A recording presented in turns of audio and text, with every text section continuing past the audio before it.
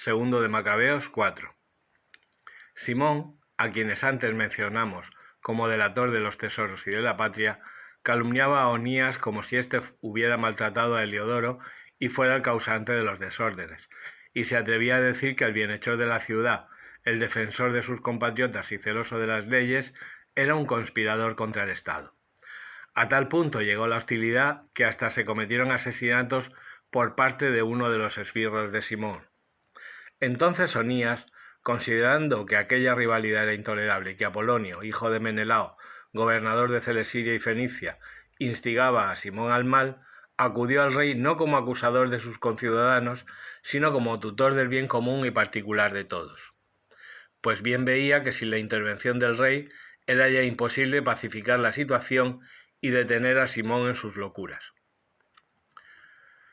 Cuando Seleuco dejó esta vida y Antíoco, por sobrenombre Epífanes, comenzó a reinar, Jasón, el hermano de Onías, usurpó el sumo sacerdocio, después de haber prometido al rey en una conversación 10.000 kilos de plata, más otros 2.000 kilos de rentas.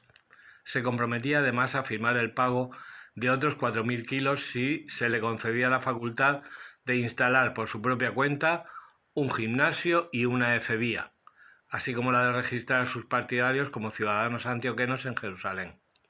Con el consentimiento del rey y con los poderes en su mano, pronto cambió las costumbres de sus compatriotas conforme al estilo griego, suprimiendo los privilegios que los reyes habían concedido a los judíos por medio de Juan, padre de Eupólemo, el que fue enviado en embajada a los romanos para un pacto de amistad y mutua defensa, y abrogando las instituciones legales, introdujo costumbres nuevas, contrarias a la ley. Así pues, fundó a su gusto un gimnasio bajo la misma Acrópolis e indujo a lo mejor de la juventud a uniformarse según costumbre griega. Era tal el auge del helenismo y el progreso de la moda extranjera, a causa de la extrema perversidad de aquel Jasón, quien tenía más de impío que de sumo sacerdote, que los sacerdotes ya no sentían interés por el servicio al altar, sino que menospreciaban el santuario, descuidando los sacrificios. En cuanto se convocaba el campeonato de disco, se apresuraban a tomar parte en los ejercicios de la palestra contrarios a la ley. Sin apreciar en nada la honra patria, tenían por mejores las glorias helénicas. Por esto mismo, una comprometida situación los puso en aprieto y tuvieron como enemigos y verdugos a los mismos cuya conducta emulaban y a quienes querían parecerse en todo, porque no quede impune quien viole las leyes divinas. Así lo mostrará el tiempo sucesivo. Cuando se celebraban en Tiro los juegos quinquenales en presencia del rey, el contaminado Jasón envió unos legados antioquenos como representantes de Jerusalén, que llevaban consigo 300 dracmas de plata para el sacrificio de Hércules. Pero los portadores pensaron que no convenía emplearlas en el sacrificio sino en otros gastos, y así el dinero que estaba destinado por voluntad del donante al sacrificio de Hércules se empleó por deseo de los portadores en la construcción de trirremes. Cuando Apolonio, hijo de Menesteo, fue enviado a Egipto para la entronización del rey Filométor, Antíoco se enteró de que éste se había convertido en adversario político suyo y comenzó a preocuparse de su propia seguridad. Por eso, pasando por Jaffa, se presentó en Jerusalén.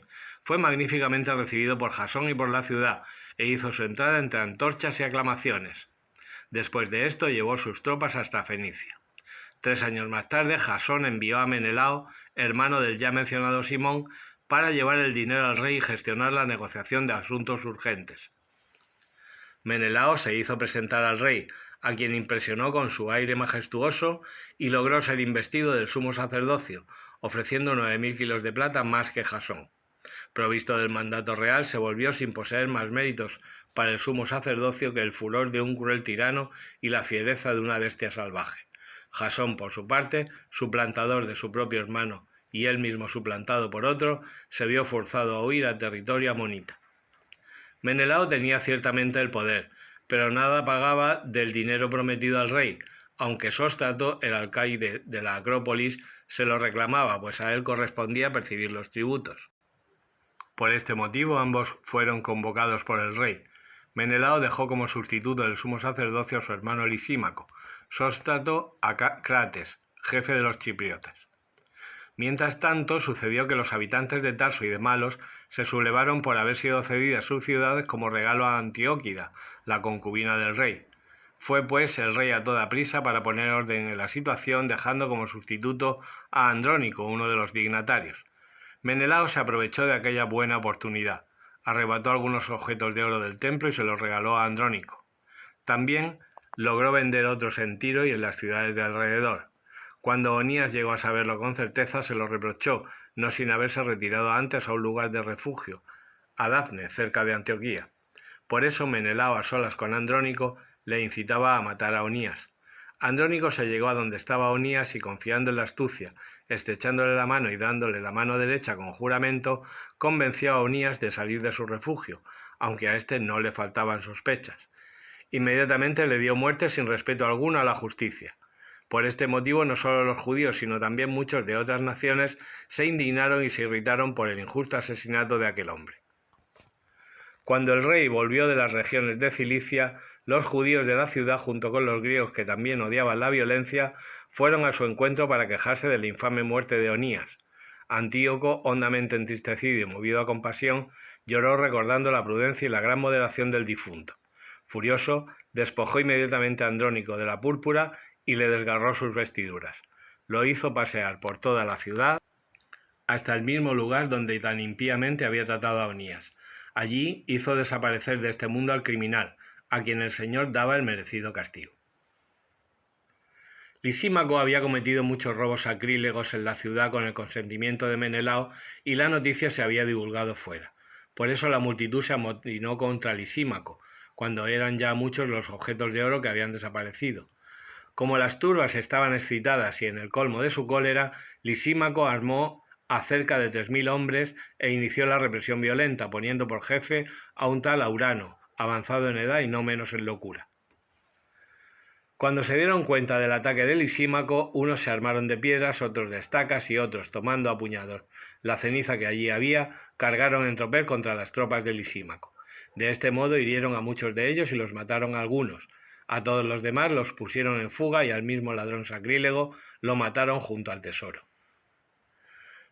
Por estos hechos se instruyó proceso contra Menelao. Cuando el rey llegó a Tiro, 3 hombres enviados por el Consejo de Ancianos presentaron ante él su alegato.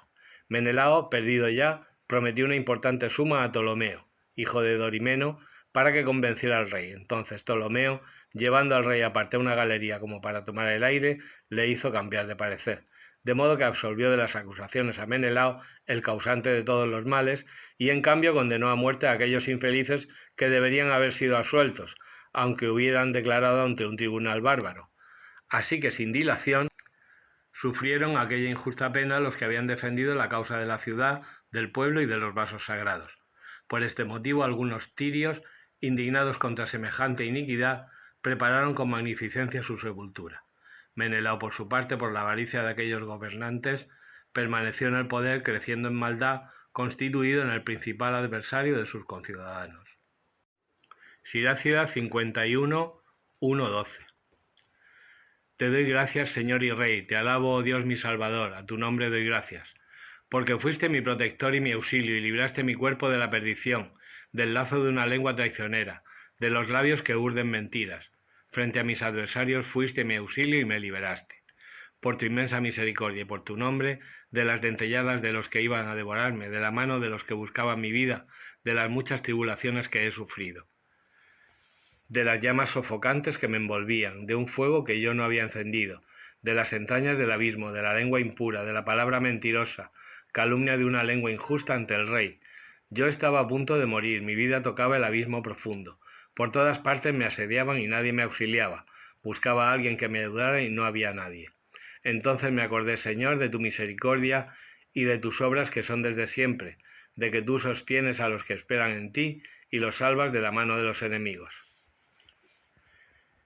Y desde la tierra elevé mi plegaria, supliqué ser librado de la muerte. Clamé al Señor, tú eres mi Padre, no me abandones el día de la tribulación, cuando acosan los orgullosos y estoy indefenso.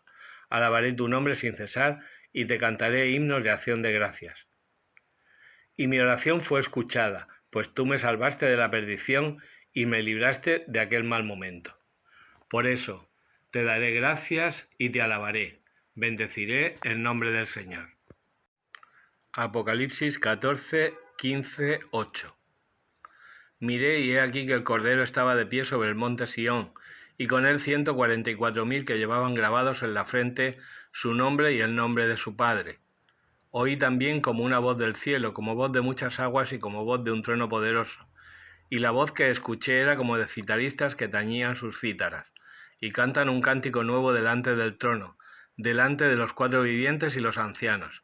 Y nadie podía aprender el cántico sino los 144.000, los rescatados de la tierra. Estos son los que no se contaminaron con mujeres, porque son vírgenes. Estos son los que siguen al Cordero a donde quiera que vaya. Estos fueron rescatados como primicias de los hombres para Dios y el Cordero. En su boca no se halló mentira. Son intachables. Vi otro ángel que volaba por mitad del cielo. Llevaba un evangelio eterno para anunciarlo a los habitantes de la tierra, a toda nación, raza, lengua y pueblo. Decía con voz poderosa: Temed a Dios y dadle gloria, porque ha llegado la hora de su juicio. Adorad al que hizo el cielo, la tierra, el mar y los manantiales de las aguas. Y otro ángel, el segundo, le seguía diciendo: Cayó la gran Babilonia, que ha embriagado a todas las naciones con el vino del furor de su fornicación. Y otro ángel, el tercero, les seguía diciendo con gran voz: El que adore a la bestia y a su imagen y reciba su marca en la frente o en la mano, ese vivirá del vino del furor de Dios, escanciado sin mezcla en la copa de su ira, y será atormentado con fuego y azufre en presencia de los santos ángeles y del Cordero. El humo de su tormento sube por los siglos de los siglos, y no tienen descanso ni de día ni de noche los que adoran a la bestia y a su imagen y reciben la marca de su nombre. Aquí se requiere la paciencia de los santos, los que aguardan los mandamientos de Dios y la fe de Jesús. Oí una voz del cielo que decía: Escribe, bienaventurados los muertos, los que mueren en el Señor. Sí, dice el Espíritu, que descansen de sus fatigas porque sus obras los acompañan. Miré y apareció una nube blanca, y sentado sobre la nube alguien como un hijo de hombre, que tenía en la cabeza una corona de oro y en su mano una hoz afilada. Salió otro ángel del santuario clamando con gran voz al que estaba sentado sobre la nube: Mete tu hoz y siega. Ha llegado la hora de la siega, pues ya está seca la mies de la tierra. El que estaba sentado encima de la nube metió su hoz sobre la tierra y la tierra quedó segada. Otro ángel salió del santuario del cielo llevando él también una hoz afilada. Y del altar salió otro ángel, el que tiene poder sobre el fuego, y gritó con gran voz al que tenía la hoz afilada, diciendo: Mete tu hoz afilada y vendimia los racimos de la viña de la tierra, porque los racimos están maduros. El ángel metió su hoz en la tierra y vendimió la viña de la tierra y echó las uvas en el gran lagar de la ira de Dios. Pisotearon el lagar fuera de la ciudad y salió tanta sangre del lagar que subió hasta los frenos de los caballos en un radio de 1.600 estadios. Apocalipsis 15. Vi en el cielo otro signo grande y maravilloso: 7 ángeles que llevaban 7 plagas, las últimas, pues con ellas se consuma la ira de Dios. Vi una especie de mar de vidrio mezclado con fuego. Los vencedores de la bestia, de su imagen y del número de su nombre, estaban de pie sobre el mar cristalino. Tenían en la mano las cítaras de Dios, y cantan el cántico de Moisés, el siervo de Dios, y el cántico del Cordero, diciendo: Grandes y admirables son tus obras, Señor Dios omnipotente. Justos y verdaderos tus caminos, Rey de los pueblos. ¿Quién no temerá y no dará gloria a tu nombre? Porque vendrán todas las naciones y se postrarán ante ti, porque tú solo eres santo, y tus justas sentencias han quedado manifiestas. Después de esto, miré y se abrió el santuario de la tienda del testimonio, y salieron del santuario los 7 ángeles que llevaban las 7 plagas, vestidos de lino puro resplandeciente y ceñidos alrededor del pecho con cinturones de oro. Uno de los 4 vivientes dio a los 7 ángeles 7 copas de oro llenas de la ira de Dios, que vive por los siglos de los siglos. Y el santuario se llenó de humo procedente de la gloria de Dios y de su poder, y nadie podía entrar en el santuario hasta que se consumaran las 7 plagas de los 7 ángeles.